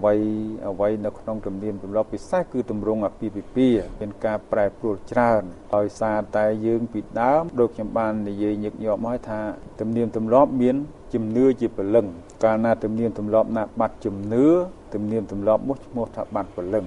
ជំនឿការជឿហើយដូច្នេះធ្វើតាមតែការនឹកបង្គ្រប់កិច្ចលោកវាយវិបុលបានថ្លែងថាបច្ចុប្បន្ននេះពិធីសំខាន់មួយចំនួនដូចជាពិធីបុណ្យនិងពិធីមង្គលការពុំធ្វើតាមក្បួនច្បាប់នោះទេបែរជាធ្វើដើម្បីតម្រូវតាមខ្លួនឯងទៅវិញដែលធ្វើឲ្យប្រជានិងបាត់បង់ទំនៀមទម្លាប់អ្វីដែលពីដើមមកដូនតារំធ្វើឲ្យយើងធ្វើសពថ្ងៃមិនដូចជាការកាត់ខណ្ឌស្លាខ្ញុំក៏នៅលើកមួយមកកាត់ខណ្ឌស្លាជុំពលាគេត្រូវធ្វើក្រោយពេលហែកំណត់ដល់យើងសពថ្ងៃចូលរោងហើយលោកយប់ហ្នឹងយើងកាត់ខណ្ឌស្លាជុំពលាធ្វើថ្មីបំពេញលក្ខព្រលឹមឡើងបានយើងទៅហែកំណត់តាមពិតគេហែកំណត់ហែរបស់ទាំងអស់ហ្នឹងមកជូនមេបាដើម្បីឲ្យធ្វើកិច្ចការទាំងអស់ហ្នឹងឲ្យកាត់ខណ្ឌស្លាឲ្យជុំពលាហ្នឹងខាងប្រុសគេយកមកគឺហែកំណត់មកជូនខាងស្រីដើម្បីឲ្យលោកមេបាទទួលស្គាល់ហើយយករបស់នោះទៅធ្វើទៅកាត់ខណ្ឌស្លាទៅជុំពលាហើយចិត្តដល់យើងធ្វើសពថ្ងៃចូលរោងពីល្ងាចហើយយើងនាំគ្នាសូត្រមន្តកក្រែងហើយយើងកាត់ខណ្ឌស្លាយើងធ្វើថ្មិញបំពេញលក្ខកូននេះកាត់ខណ្ឌស្លាហើយសោះគ្រប់បានព្រលឹមឡើងយើងហែកំណត់ទៅហែមកឲ្យមេបាហ្នឹងវាផ្ទុយអញ្ចឹងដល់កាលណាអញ្ចឹងយើងសុំទៀមទាថាឲ្យនាំគ្នាចូលរោងថ្ងៃទី1វិញពេលព្រឹកចូលរោងហែកំណត់ឲ្យហើយមកថ្ងៃអាសៀលយប់ហ្នឹងយើងកាត់ខណ្ឌស្លាព្រលឹមឡើងយើងសាពះផ្ទឹមទៅ ទៅត្រូវតាមក្បួនកាលណាវាអត់ផ្ទុយព្រោះយើងយករបស់នោះមកឲ្យគេថ្ងៃត្រង់ងាកឡើងគេយកទៅធ្វើកាត់ខាន់ស្លាព្រលឹមឡើងពេញលាក់ជុំពលាស្ពះផ្ទឹមហើយប៉ុន្តែវារូងនៅហាងនីមួយៗគេស៊ីថ្ងៃល្ងាចដល់ពេលចប់ពេលព្រឹកយើងឈប់មកសៀលទៀតសម្រាប់ថ្ងៃសៀលមកយើងទៅហូបការអ្នកភ្លេងអ្នកថតរូបគេខ្ជិលទៅខ្ជិលមកពិសេសអ្នកថតអ្នកភ្នួងគេសំអាងការចុះឡើងគេវិលទៅវិលមកគេបើចប់ពេលថ្ងៃត្រង់ថ្ងៃសៀលគេទៅផ្សារទៅហាងគេតែងការហ្នឹងទៅបញ្ចប់គ្នាយប់ហ្នឹងហើយដល់ទៅវាតម្រូវតាមខ្លួនឯងមិនតម្រូវតាមក្បួនច្បាប់សុកចិត្តជាសាច់ជាក្បាលយើងឲ្យយកតម្រូវមួកអត់យកមួកមកតម្រូវក្បាលខ្លួនឯងវាបាត់ប្រពៃណីអស់ដោយសារតែយើងតម្រូវតាមខ្លួនយើងតែសេចក្តីលោភលន់របស់មនុស្សម្នាក់ដែលចង់បានលុយកាក់ចង់បានឲ្យឆាប់ខ្ជិលច្អូសហ្នឹងនៅក្នុងក្រមសីលធម៌អាចារ្យបានឲ្យដឹងថាអាចារ្យត្រូវមានលក្ខណៈសម្បត្តិល្អ7យ៉ាងគឺអាចារ្យត្រូវធ្វើខ្លួនជាទីស្រឡាញ់របស់សិស្សអាចារ្យត្រូវធ្វើខ្លួនឲ្យធ្ងន់ដោយសីលធម៌និងគុណធម៌គួរជាទីគោរពបូជារបស់សិស្សអាចារ្យត្រូវអប់រំខ្លួនឯងឲ្យល្អជាងសិស្សជានិច្ចអាចារ្យត្រូវតែនិយាយពាក្យប្រៀនប្រដៅឲ្យមានប្រយោជន៍ជាដើមបាទលោកស្រីនិងមនស្សស្ដាប់ទាំងអស់ជាទីមេត្រីបាទអំបញ្ញមួយនេះគឺជារបាយការណ៍របស់អ្នកនាងមានសួស្ដីស្ដីអំពីក្រមសីលធម៌និងតួនាទីរបស់អាចារ្យនៅប្រទេសកម្ពុជាបាទបណ្ដាជនជាច្រើនជុំវិញពិភពលោកជាប្រចាំបានទាញយកសម្លេង podcast នៃកម្មវិធីផ្សាយល្អៗរបស់វិទ្យុអូស្ត្រាលីនេះគឺជាវិធីមួយដែលពលរដ្ឋខ្មែរអាចមានអារម្មណ៍រួបរวมសាមគ្គីគ្នាជាធ្លុងមួយនិងបានស្ថិតនៅជិតស្និទ្ធជាមួយពលរដ្ឋខ្មែរដទៃទៀតរួមទាំងបានតាមដានសភាពការស្រុកទេសនិងក្នុងតំបន់ទោះបីជារស់នៅទីកន្លែងណាក៏ដោយប្រិយមិត្តអាចទាញយកសម្លេង podcast នៃកម្មវិធីផ្សាយរបស់វិទ្យុអូស្ត្រាលីរាល់ថ្ងៃនៅឯ radioaustralia.net.au/khmer បាទហើយប្រិយមិត្តទាំងអស់ជាទីមេត្រីបាទពេលវេលាកាន់តែរំកិលខិតទៅមុខហើយបើសិនជាប្រិយមិត្តរស់នៅក្នុងខេត្តបាទខេត្តមួយចំនួននៅក្នុងប្រទេសកម្ពុជាប្រិយមិត្តនៅតែអាចបើកស្ដាប់ការផ្សាយរបស់យើងបានឧទាហរណ៍ដូចជានៅខេត្តកំពតបាទអាចបើកស្ដាប់តាមវិទ្យុ9មករា FM ជាតិ 90.70 ហើយនៅខេត្តក្រចេះតាមវិទ្យុ FM ជាតិ 98.5 នៅខេត្តរតនគិរីតាមវិទ្យុ FM ជាតិ 89.5 នៅរៀងរាល់ម៉ោង 12 ថ្ងៃត្រង់ដល់ម៉ោង 1បាទនៅពេលដែលពិភពលោកកំពុងតែមានការឡើងកម្ដៅដែលអ្នកវិទ្យាសាស្ត្រគិតថាមួយផ្នែកធំគឺរួមចំណែកដោយសារឧស្ម័នបំពុលបរិស្ថានចេញពីសកម្មភាពរបស់មនុស្សពីវិស័យឧស្សាហកម្មវិស័យដឹកជញ្ជូននិងការផលិតថាមពលដើរដោយជើងថ្មនោះប្រទេសជឿនលឿនជាច្រើននៅក្នុងពិភពលោកនេះបានរិះរកវិធីនិងបង្កើតបច្ចេកវិទ្យាផ្សេងៗដើម្បីប្រមូលថាមពលកកើតឡើងវិញបានដើម្បីយកទៅផលិតអគ្គិសនីក្នុងគោលបំណងកាត់បន្ថយការបំពុលបរិស្ថានដែលក្នុងនោះមានដូចជាការប្រើបច្ចេកវិទ្យាទាញយកថាមពលពីពន្លឺព្រះអាទិត្យពីខ្យល់ពីជីវម៉ាសពីកម្លាំងទឹកឬវារីអគ្គិសនីពីរលកធំពីរលកសមុទ្រធំនិងពីកម្ដៅក្នុងដីជាដើមសម្រាប់ប្រទេសកម្ពុជាប៉ុន្មានឆ្នាំកន្លងទៅនេះឃើញមានការប្រើប្រាស់ថាមពលកកើតឡើងវិញដោយប្រើពន្លឺព្រះអាទិត្យរួចទៅហើយក៏ប៉ុន្តែមិនទាន់ឃើញមានការបើកបង្រៀនមុខវិជ្ជាថាមពលកកើតឡើងវិញនៅតាមសាកលវិទ្យាល័យនៅឡើយទេទើបតែនៅឆ្នាំនេះក្រោមការសហការជាមួយនឹងអង្គការវិស្វករគ្មានព្រំដែនរបស់អូស្ត្រាលីជាមួយនឹងសាកលវិទ្យាល័យភូមិន្ទភ្នំពេញបានបង្កើតមុខវិជ្ជាថាមពលកកើតឡើងវិញនេះជាលើកដំបូងនៅក្នុងប្រទេសកម្ពុជាសម្រាប់បង្រៀនដល់និស្សិតបាទតកតងនឹងរឿងនេះវិទ្យុអូស្ត្រាលីបានធ្វើបទសម្ភាសន៍ជាមួយនឹងលោកគង់ផារិតអតីតគ្រូបង្រៀនរូបវិទ្យានិងគណិតវិទ្យាដែលបានសិក្សាស្រាវជ្រាវបង្កើតកង់និងរថយន្តដើរដោយពន្លឺព្រះអាទិត្យកន្លងទៅដើម្បីសុំការយល់ឃើញរបស់លោកជុំវិញការបើកបង្រៀនមុខវិជ្ជានេះជាលើកដំបូងនៅសាកលវិទ្យាល័យក្នុងប្រទេសកម្ពុជាបច្ចុប្បន្នលោកជាប្រធានក្រុមហ៊ុនមួយនៅកម្ពុជាផ្នែកប្រព័ន្ធសូឡាដើរដោយពន្លឺព្រះអាទិត្យបាទអរគុណលោកគង់ផារិតដែលបានផ្ដល់ឱកាសឲ្យខាងវិទ្យុសាលីធ្វើបទសម្ភាសន៍នៅលោកប្រហែលជាបានដឹងខ្លះៗហើយអំពីសាកលវិទ្យាល័យភូមិន្ទភ្នំពេញដេប៉ាតឺម៉ង់ខាងរូបវិទ្យាហ្នឹងគេឆ្នាំនេះគេទៅបើកមុខវិជ្ជាថ្មីមួយសម្រាប់កូនសិស្សខ្មែរនិស្សិតខ្មែរឲ្យរៀនអំពីមុខវិជ្ជាថាមពលកកើតឡើងវិញហើយក្នុងនាមលោកដែលជាអ្នកជំនាញខាងផ្នែកហ្នឹងធ្វើការក្នុងឧស្សាហកម្មនៅក្នុងប្រទេសកម្ពុជាតើលោកយល់ឃើញយ៉ាងម៉េចដែរអំពីការបើកមុខវិជ្ជានឹងនៅសាកលវិទ្យាល័យភូមិន្ទនឹងបាទអរគុណលោកអលេចអរគុណបងប្អូនអ្នកស្ដាប់ទាំងអស់នៅក្នុងកម្មវិធីវិទ្យុអូស្ត្រាលីខ្ញុំជាទស្សនៈផ្ទាល់របស់ខ្ញុំសប្បាយចិត្ត ដែលសាកលវិទ្យាល័យភ្នំពេញលោកបានដាក់ចូលកម្មវិធីហ្នឹងទៅចូលទៅក្នុងរបៀបវិរៈនៃការបណ្ដុះបណ្ដាលនៅក្នុងសាកលវិទ្យាល័យហ្នឹងយើងស្វាគមន៍ណាពេលខ្លះយើងត្រូវការរើសមនុស្សអ្នកជំនាញខាងហ្នឹងខ្ញុំរើសអត់បានទេរកអត់បានទេពិបាករកមែនតើបាទនៅខ្វះធនធានមនុស្សផ្នែកធម្មពលកកើតឡើងវិញជាពិសេសជំនាញផ្នែកសូឡាជំនាញផ្នែកធម្មពលពលព្រះអាទិត្យហ្នឹងបាទហើយគ្រាន់តែខ្ញុំថាបើសិនជារៀនហ្នឹងក៏សូមឲ្យបានអនុវត្តឲ្យបានច្រើនណាជាជាងគ្រាន់តែរៀនទ្រឹស្ដីហើយគូសវាលើក្តារខៀនហ្នឹងគឺអត់ទៅបានជោគជ័យទេលុះត្រាតែខ្ញុំគិតថាគួរតែមានរបស់របរដែលឲ្យកូនសិស្សហ្នឹងបានពិសោធន៍បានរៀនបានកាន់បានធ្វើអនុវត្តជាក់ស្ដែងឲ្យបានច្រើនអាហ្នឹងទៅល្អបាទហើយកន្លងមកហ្នឹងមានខាងសាលាតិចណូហ្នឹងក៏បានបញ្ជូនសិស្សមកស្តានៅកន្លែងខ្ញុំដែរបាទមកស្តាមកអីកន្លែងខ្ញុំដែរប៉ុន្តែមានអ្នកខ្លះហ្នឹងដែលគេមិនបញ្ជូនមកហ្នឹងមកបង់លុយរៀនបន្ថែមទៀតពីកន្លែងខ្ញុំបាទសប្តាហ៍គាត់ចេញបានការងារហើយអញ្ចឹងជំនាញខាងធម្មពលពលព្រះអាទិត្យហ្នឹងបើតាមដែលសិស្សមកស្តាជាមួយខ្ញុំហ្នឹងឮសូរថារៀនភាគច្រើនតែទ្រឹស្ដីអត់ទៅបានអនុវត្តទៅបានស្គាល់អំពីលក្ខណៈពិសេសឬក៏ទ្រឹស្ដីហ្នឹងខ្ពស់ហើយសូមគោរពកោតសរសើរចំពោះទ្រឹស្ដីប៉ុន្តែដល់ពេលមកធ្វើកិច្ចការតូចតាចឲ្យចាប់ឲ្យតឲ្យកាន់ឲ្យចម្លើងឲ្យអី design អីហ្នឹងគាត់អត់ធ្វើចេញទេហ្នឹងដែលខ្ញុំសនំពោថាបើសិនជារៀនជាការស្វាគមន៍ឲ្យអបសាទរចំពោះជំហានថ្មីរបស់យើងដែលយើងចិត្តឈានចូលទៅធ្វើសមារណកម្មជាមួយអាស៊ានបាទហើយតកតងនឹងរឿងនឹងដែរតើលោកមានការយល់ឃើញយ៉ាងម៉េចអំពីកង្វះខាតជំនាញខាងផ្នែកការកកើតធម្មពលឡើងវិញឬក៏ជំនាញខាងផ្នែកសូឡានៅក្នុងប្រទេសកម្ពុជាតើមានតម្រូវការជំនាញនឹងច្រើនទេលោកបាទខ្ញុំដឹងខ្ញុំដឹងថាមានតម្រូវការផ្នែកនឹងច្រើនណាស់ថ្ងៃមុននេះក្រុមហ៊ុនមកពីស្រុកចិនមកដល់ស្រុកខ្មែរបើកលក់សូឡាលក់អីនៅស្រុកខ្មែរហ្នឹងហើយគាត់មករកមនុស្សពីខាងខ្ញុំទៅហើយខ្ញុំបញ្ជូនបុគ្គលិកខ្ញុំខ្លះអ្នករៀនខ្ញុំខ្លះទៅគេអត់ទៅធ្វើជាមួយចិនវាអញ្ចឹងទៅទៀតបាទហើយកន្លងមកហ្នឹងវាមានអ្នកដែលមិនមានជំនាញច្បាស់លាស់ហ្នឹងច្រើនដែល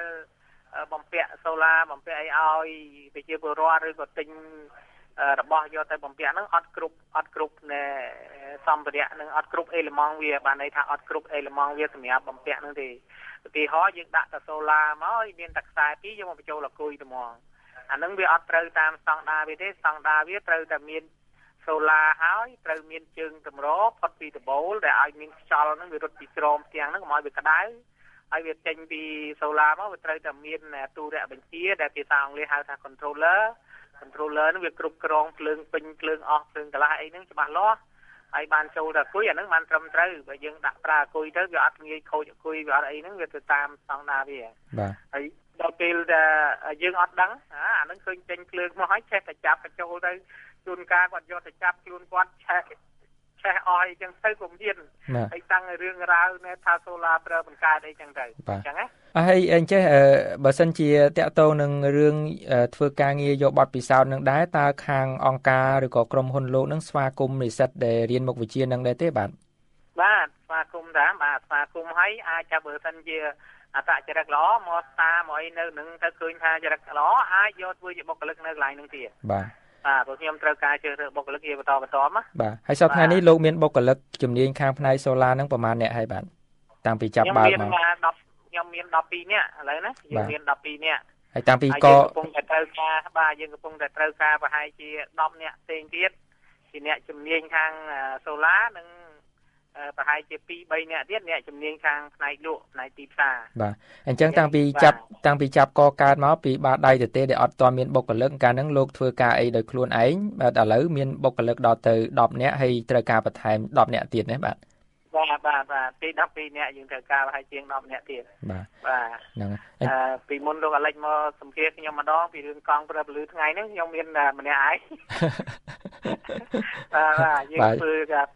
ការម្នាក់ឯងទេហើយហ្នឹងមានកូនសិស្សមករៀន 2-3 នាក់ដែរពេលនោះហើយយើងមិនទាន់បានណាមួយជាបុគ្គលិកដែរបាទចឹងឥឡូវយើងមានផ្ទះខ្លួនយើងអាចបានមានផ្ទះសម្បែងមានសម្ភារៈមានអីយើងបើកទៅជាក្រុមហ៊ុនមួយទៀតដោយសារអញ្ចេះលោកអាលិចដោយសារតែជួបបញ្ហាយើងជាអង្គការពិបាកក្នុងការនាំចូលហើយពិបាកក្នុងការ design អីហើយយកទៅឲ្យរោងចក្រផលិតហ្នឹងយើងពិបាកពេកអញ្ចឹងគេខាងរោងចក្រហ្នឹងគេសួរណៃមានក្រុមហ៊ុនអីដល់ពេលអង្គការគេថាអីអង្គការហ្នឹងមិនសួររកបានបតង់សួររកទៅអត់ដល់អញ្ចឹងទៅខាងខ្ញុំហ្នឹងក៏ត្រូវតែចុះឈ្មោះក្រុមហ៊ុនមួយឈ្មោះ IMB Cambodia Group ហើយទៅគម្រោងយើង solar យើងហៅថា ABC Solar Cambodia ឥឡូវនេះយើងកំពុងតែរៀបចំ website រៀបចំអីធ្វើឲ្យបានត្រឹមត្រូវបាទប្រិយមិត្តទាំងអស់ជាទីមេត្រីអំបញ្ញមិញនេះគឺជាប្រសាសន៍របស់លោកគង់បរិទ្ធបាទអ្នកជំនាញខាងប្រព័ន្ធពន្លឺព្រះអាទិត្យបាទហើយតទៅនេះបាទលោកស្រីម្នាក់ស្ដាប់គឺខ្ញុំសូមនាំមកជូននៅចម្លើយតាក់ទងទៅនឹងពាក្យ cranky ដែលខ្ញុំបានជម្រាបជូននៅដើមកម្មវិធីបាទចម្លើយត្រឹមត្រូវហ្នឹងគឺពាក្យ cranky គឺជាគុណនាមដែលយើងអាចនិយាយមួយយ៉ាងទៀតបានន័យថា ill tempered ឬក៏មានអារម្មណ៍មួម៉ៅមិនសប្បាយចិត្តបាទហើយគឺជាចម្លើយទី2ហើយមានប្រិយមិត្តច្រើនអ្នកបាទគឺជាង20អ្នកបានផ្ញើបានចូលរួមនៅក្នុងកម្មវិធីរបស់យើងក៏ប៉ុន្តែមានតែមួយចំនួនទេដែលបានឆ្លើយត្រូវបាទក៏ប៉ុន្តែនេះមុននឹងជម្រាបជូនឈ្មោះប្រិយមិត្តដែលបានឆ្លើយត្រូវនេះគឺខ្ញុំចង់ជម្រាបជូននៅប្រិយមិត្តជា clear បាទតាក់ទងការប្រើពាក្យ cranky យើងអាចនិយាយថា Why are you so cranky today? What's the matter? អាចប្រែថាហេតុអីបានជាអ្នកមានអារម្មណ៍មួម៉ៅម្លេះថ្ងៃនេះតើមានរឿងអី So why are you so cranky today? What's the matter? ឧទាហរណ៍មួយទៀតយើងអាចនិយាយបានថា Grandpa is so cranky today because he's hurt his leg and cannot move for many days.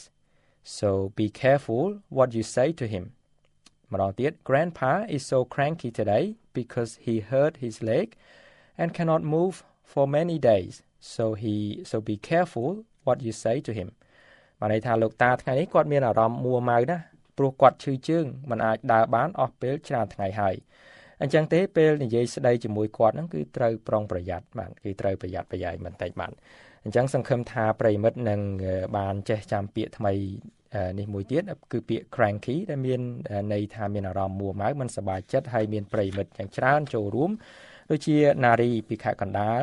អរុនពីភ្នំពេញចេតនាបាទក៏បានចូលរួមដែរគឺពីភ្នំពេញសុគន្ធពីខេត្តសៀមរាបបដិជគុណសុខាបាទលោកបញ្ញាពីភ្នំពេញគៀងលេងពីកំពតវីរាទិតមនីកំពង់ធំយុរាវីពីកំពង់ធំលឹមហងពីក្រចេះហើយសេងហងពីសៀមរាបហើយសុភាបាទមិនបានផ្ដល់ទីតាំងកន្លែងរស់នៅទេហើយអ្នកទាំងអស់នេះគឺបានឆ្លើយត្រូវហើយសូមអរគុណប្រិយមិត្តដែលបានចូលរួមនៅក្នុងការផ្សាយរបស់យើងថ្ងៃនេះជាពិសេសបានផ្ញើសារចូលមកគឺតាក់ទងទៅនឹងការបង្រៀនភាសាអង់គ្លេសបែបក្រៀមភាសានៅក្នុងប្រទេសអូស្ត្រាលីដែលគេនិយមប្រើអញ្ចឹងម្ដងទៀតពាក្យនៅថ្ងៃនេះគឺពាក្យ cranky បាទហើយសូមអរគុណបាទ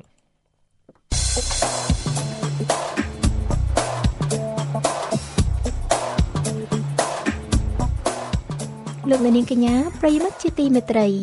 ជារៀងរាល់2ខែម្ដងវិទ្យុអូស្ត្រាលីតែងតែរៀបចំការប្រកួតឆ្លើយសំណួរទទួលយករង្វាន់វិទ្យុចំនួន5គ្រឿងហើយកន្លងមកមានប្រិយមិត្តជាច្រើនបានចូលរួមសម្រាប់ខែកក្កដានិងខែសីហាឆ្នាំ2013នេះយើងខ្ញុំសូមអញ្ជើញលោកអ្នកនាងកញ្ញាប្រិយមិត្តអ្នកស្ដាប់ចូលរួមឆ្លើយសំណួរដែលមានដូចតទៅតែរដ្ឋមួយណានៅក្នុងប្រទេសអូស្ត្រាលីដែលបានផលប្រយោជន៍សេដ្ឋកិច្ចពីឧស្សាហកម្មរ៉ែច្រើនជាងគេតែរដ្ឋមួយណានៅក្នុងប្រទេសអូស្ត្រាលីដែលបានផលប្រយោជន៍សេដ្ឋកិច្ចពីឧស្សាហកម្មរ៉ែច្រើនជាងគេចម្លើយទី1រដ្ឋ Tasmania ទី2រដ្ឋអូស្ត្រាលីខាងត្បូងឬទី3រដ្ឋអូស្ត្រាលីខាងលិចសូមលោកអ្នកនាងមេត្តាផ្ដល់ចម្លើយមកវិទ្យុអូស្ត្រាលីឲ្យបានមុនដំណាច់ខែសីហានេះហើយយើងខ្ញុំនឹងរៀបចំធ្វើការចាប់ឆ្នោតនិងប្រកាសឈ្មោះជ័យលាភីក្នុងដើមខែកញ្ញាសូមផ្ញើចម្លើយរបស់លោកអ្នកនាងរួមជាមួយនឹងឈ្មោះអាសយដ្ឋាននិងលេខទូរស័ព្ទទំនាក់ទំនងមកអ៊ីមែលរបស់វិទ្យុអូស្ត្រាលីkhmae@radioaustralia.net.au សូមអរគុណនិងសូមមានសំណាងល្អ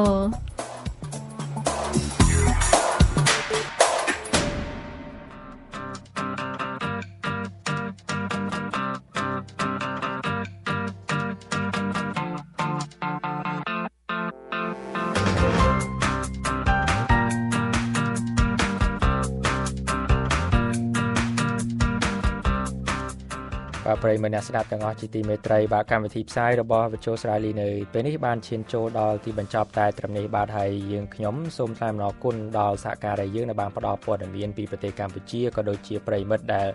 ខិតខំតាមដានស្ដាប់ការផ្សាយរបស់យើងរាល់ថ្ងៃបាទសូមជម្រាបថាបើសិនជាប្រិយមិត្តខកខានមិនបានស្ដាប់ការផ្សាយរបស់យើង